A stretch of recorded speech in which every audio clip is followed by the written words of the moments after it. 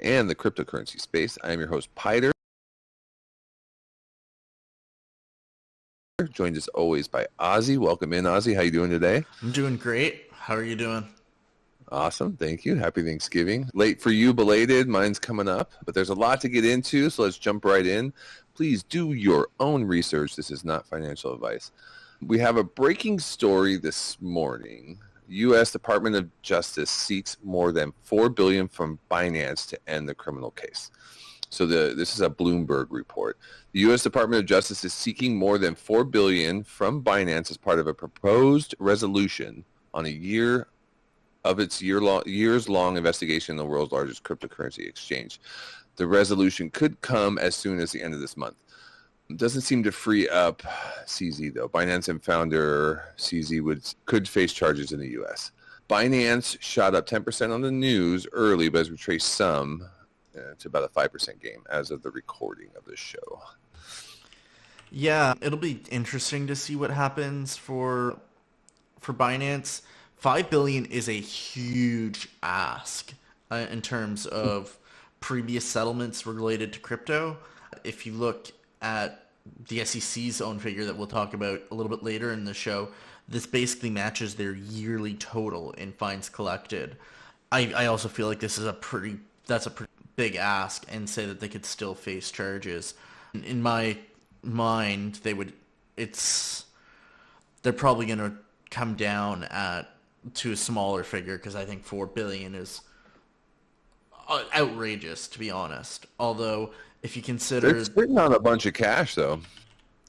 Yeah, considering the market cap of they have BNB, $4 billion easy.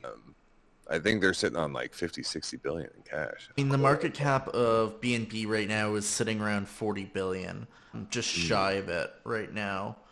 They do have the cash. It's just, I still feel like that's a lot for the crypto market. Yeah, but it would be big news if they could move on from it. So if they could close this and Binance could continue, that would be a boon, I think, for the crypto industry in general. Oh, absolutely. I think you are totally correct. And the market reacted as such. It doesn't seem to take CZ out of the line of fire, and he's not leaving the line of fire.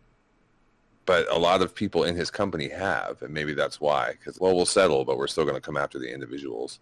But everyone's gone. He's like the only one left. Yeah, that's very true. We'll see. We'll see what they do. I'm looking forward to see whether they resolve it or not. That being said, the story on whether Argentina will get a pro-Bitcoin president has been resolved, with Milei pulling ahead with 56% of the vote compared to 44% of his rival economy minister Sergio Massa. That's pretty big news for Argentina. Yeah, Massa conceded, so it seems to be a done deal. It's like 90% of the vote counted, but Massa has already conceded, so they're celebrating in Argentina tonight. Yeah, absolutely. I think it's pretty big.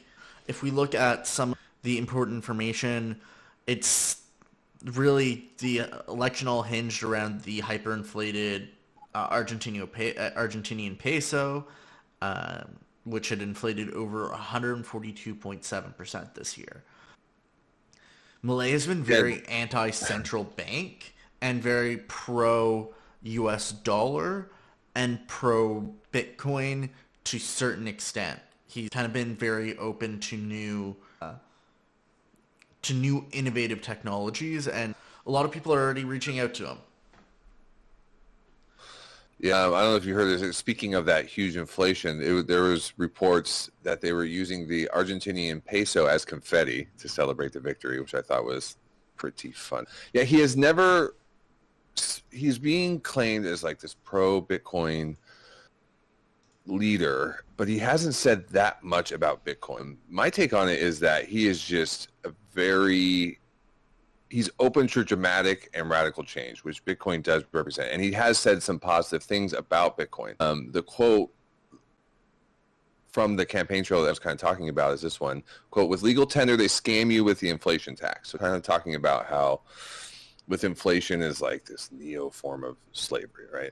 But Bitcoin is the natural reaction against central bank scammers to make money private again. And he's, very libertarian, very much would seem to be open to making money private again in an idea like Bitcoin. And because he's open to dramatic and radical change, it seems like he could be open to Bitcoin. We have Michael Saylor congratulating him. And the way he did, he said, Bitcoin is hope for Argentina. Congratulations, Javier Milei. And Bitcoiner Max Kaiser called for a meeting between Milei and El Salvador's president on Bitcoin. So we'll see what comes of all this. And he has said he wants to abolish the central bank as it currently stands, but to bring the U.S. dollar in. So we'll see how this all plays out. I'm very intrigued to see how it all plays out, and I'm sure things will take some time, and maybe he isn't as pro-Bitcoin as originally believed, or maybe he is, but I definitely think that it'll be something to watch.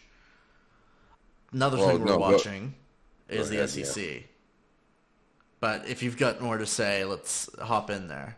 No. Go. Let's move on. Let's talk about the SEC. Go for it. I mean, the SEC's kind of hopped in here and done what was expected, at least by the two of us, that they delayed the spot ETF applications again, and they've also, that 8-day window that we talked about last week for potential approvals has also been closed.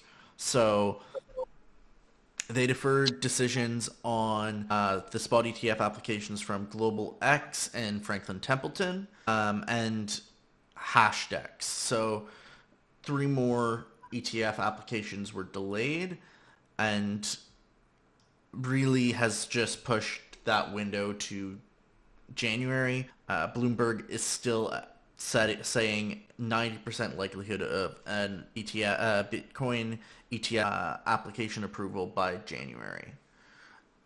So pretty much status quo from the SEC. They're kind of just doing what they have always been doing. I think the markets would have reacted, incredible to a rush approval. Like if we got a bunch of them approved this week, I think we certainly would have seen a spike. But what was interesting is that it did not really react to the downside too hard. It kind of just shrugged it off. Steady as we go, like you said, what we were expecting.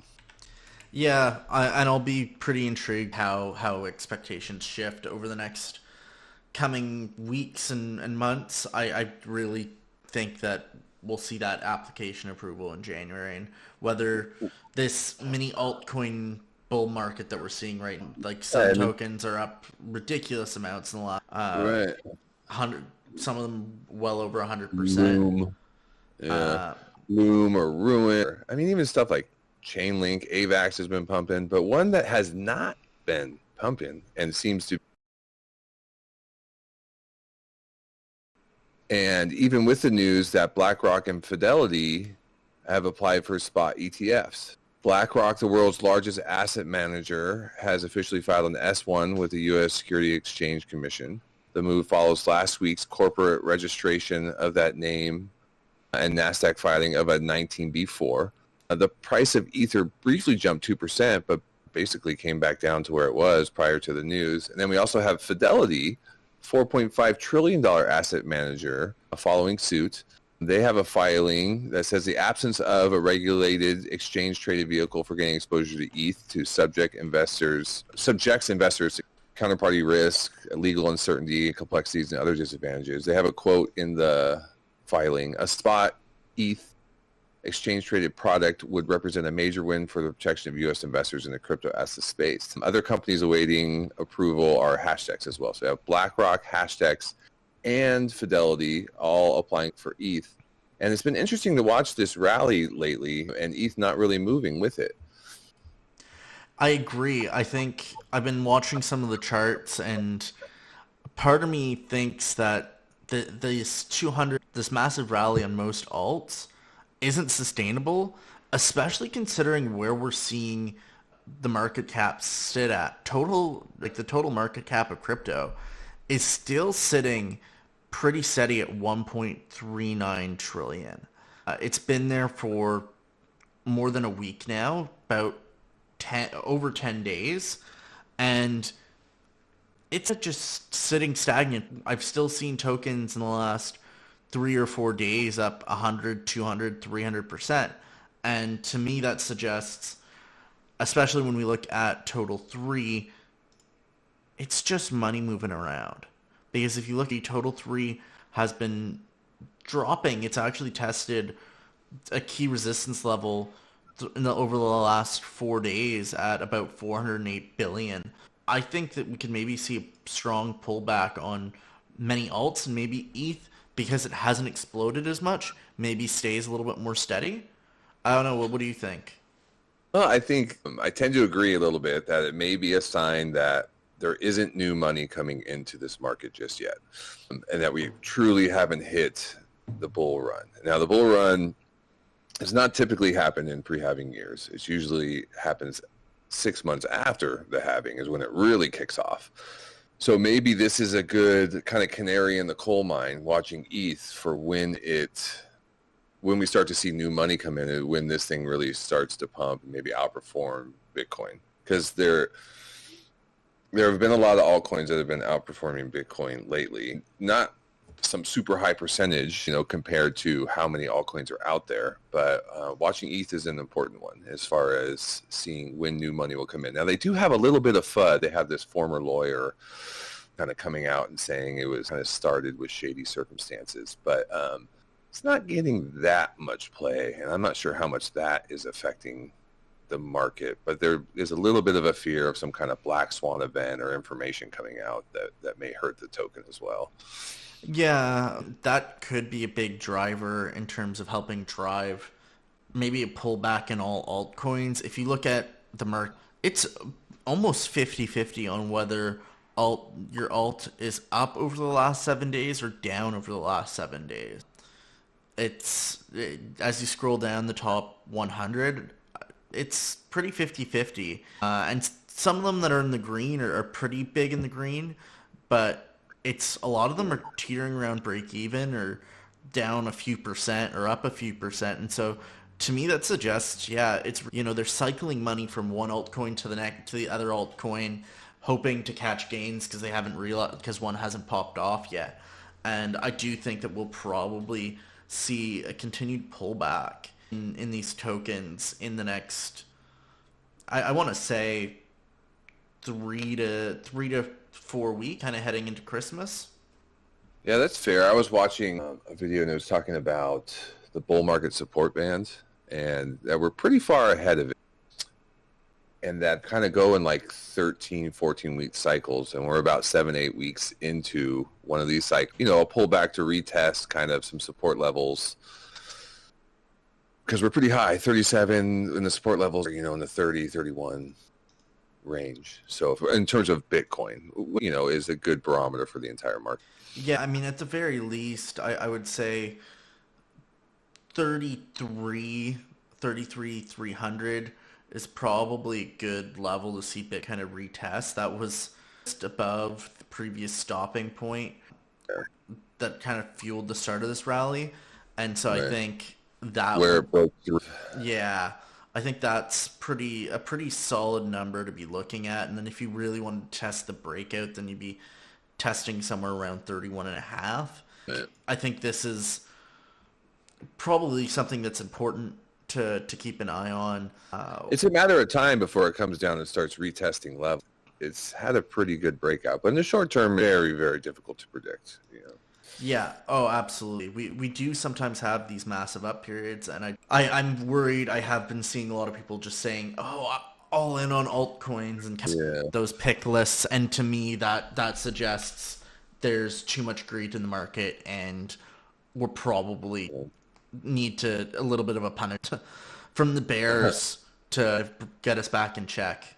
Well, that's a decent segue. We can, speaking of punish, to kind of move on here. The SEC had a press really kind of dunked on the crypto industry. They were bragging a little bit about their $5 billion collected from lawsuits this year. Maybe as a sign of this bear market winding down. This is kind of a little side note. BlockFi, which was one of the kind of disasters early on in this bear market, I just sent in my kind of refund information. You know what I mean? So they were holding a little bit of money in the hundreds of dollars for me personally, but they're starting to redistribute out of these bankruptcies. So just another sign that maybe we're kind of coming to an end of this. But yeah, SEC dunked on the market a little bit. Yeah, they definitely did. I'm very intrigued what they do in next little while. It puts into perspective that, you know, the $4 billion being asked from Binance from the Department of Justice, and the SEC collected $5 billion in a whole year. You're right. That's a big number. Yeah, I think that's a strong demand from the SEC, and we're gonna make not such a big demand from you guys. We're gonna ask if you guys could please consider subscribing and liking the video. It really helps boost us in the algorithm and really help us out. Please consider supporting the show and supporting the channel. That being said, something that's getting people excited is some of the news that we've had on the macro. CPI and PPI came out last week and saw some pretty dramatic drops. CPI year over year dropped to 3.2% in the US, down from 3.7% last month, and this is also following some pretty interesting numbers.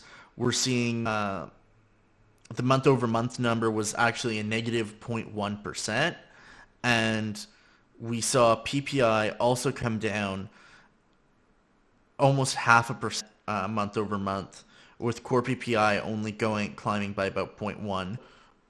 We're seeing some pretty dramatic drops in CPI and PPI. CPI at the core level only dropped 0.1, so it didn't drop nearly as much as regular CPI, and this continues my fear about core CPI and whether that will continue to hang high over people's heads for the next little while, and maybe is a driver on why we might not see cuts right away.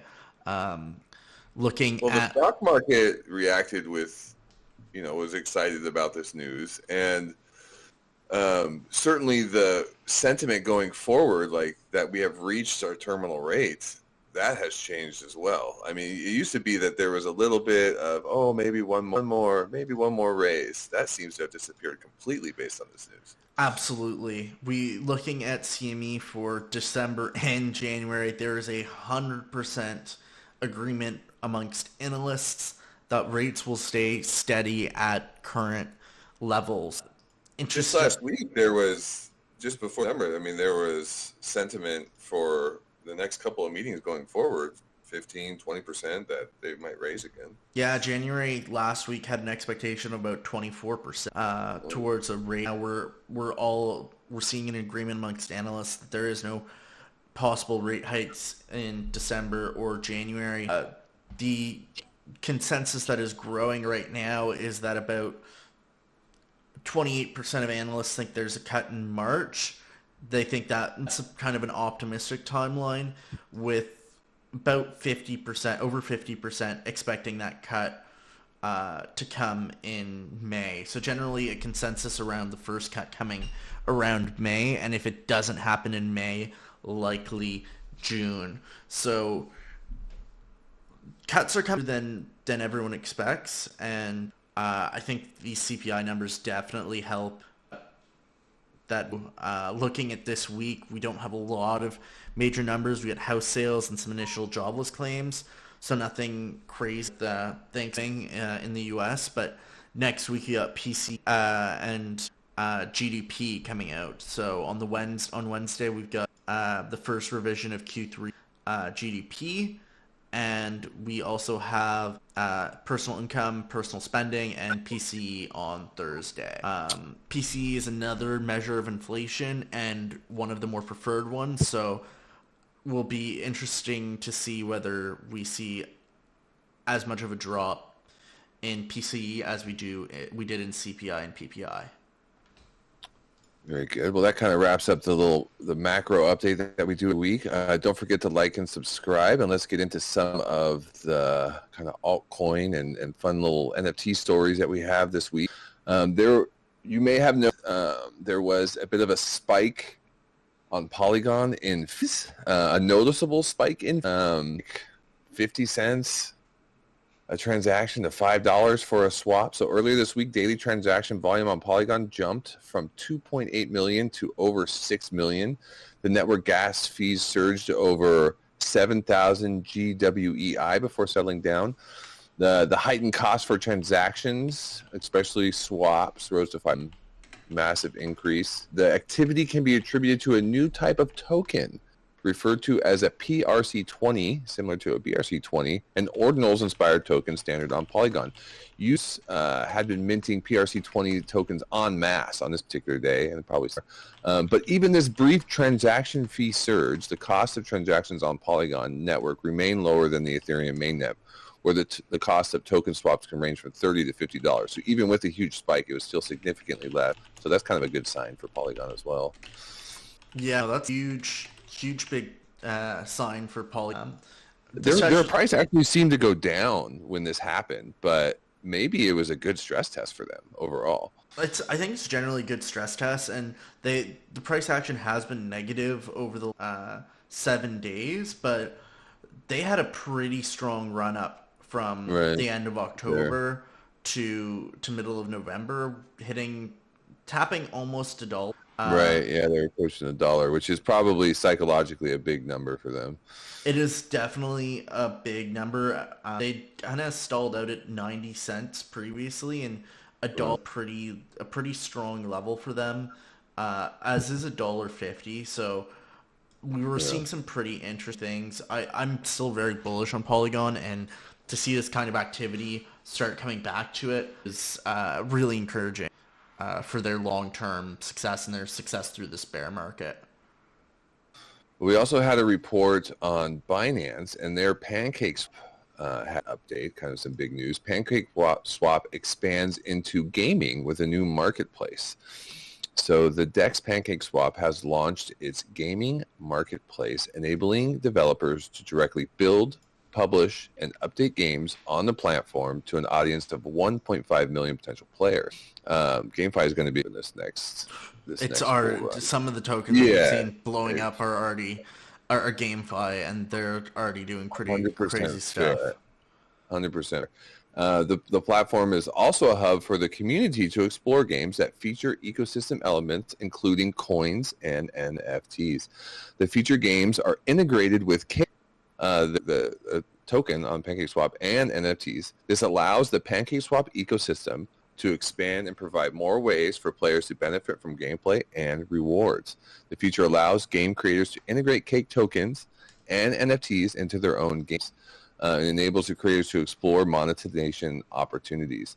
PancakeSwap operates on 9 blockchains. So the BNB, Ethereum, Aptos, Polygon, ZK, EVS, ZK Sync Era, Arbitrum, Linea, Base, and BM. So this is a wide environment, diverse ecosystem, broad reach game creators. So it's, I think, for Binance there. Yeah, very exciting news and very interesting news for PancakeSwap, as we are seeing more and more competition in this DEX. And I think we're interested in GameFi. I think this is definitely huge. NFTs are going places because Dapper Labs has also recently announced a collaboration with Disney to launch the NFT pin collection platform. Dapper Labs is known for Top Shots, which was their collaboration with the NBA, and they've now released Disney Pinnacle, which is their partnership with. It's supposed to help transform the traditional pin collecting hobby into a digital experience, and features characters Disney's long-standing history from Pixar and from the Star Wars. The waitlist a week ago, and they're being hosted on the Flow blockchain, which is currently the 9th largest in NFT sales over the past. They've also said that Disney Pinnacle would be accessible on the Apple Store for iOS devices here. So definitely something to watch, and knowing that there's more and more businesses interested in the Web3 space with this big collaboration from someone like Disney. Yeah, did you sign up on the wait list? I haven't yet. All right. I mean, just seeing this story, I went up real quick. I got involved with the Starbucks beta. I was able to get into that one early, and that's been interesting and fun. That's on. But yeah, interesting to see these big companies like Nike recently, an NFT, Coca-Cola. I've heard some talk. Starbucks now. Disney, this is a pretty big announcement from Disney. It would be interesting to see how it all out. But yeah, I'm going to try to get involved just to learn about it. And it's going to be on my phone. Easy. Oh yeah. What's very interesting is how easy it is for Tether to Sure. They've frozen 225 million, which is tied to human trafficking. Are kind of like anti-CBDC, but it shows that stablecoins can argue this. I've done it for a very, very good cause. They did this in collaboration with OKX and the U.S. Department of Justice and froze these 225 million USDT, which are linked to an international human trafficking syndicate in the Southeast. This is the largest amount that's ever been by Tether, and used chain analysis to identify wallets in an expansive pig butchering scam, which Butchering.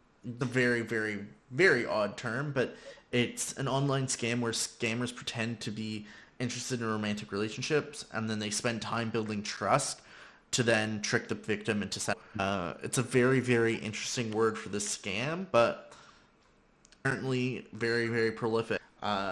Therefore, good to see those funds frozen.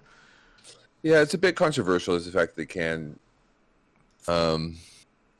if they're doing pig butchering and human trafficking, it sounds like maybe a good cause. Our final story, the stablecoin giant has announced plans of another 500 million investment into Bitcoin mining. So Tether, the company behind the largest stablecoin USDT, plans to invest around 500 million in the next 6 months in building mining facilities and acquiring stakes in other mining companies.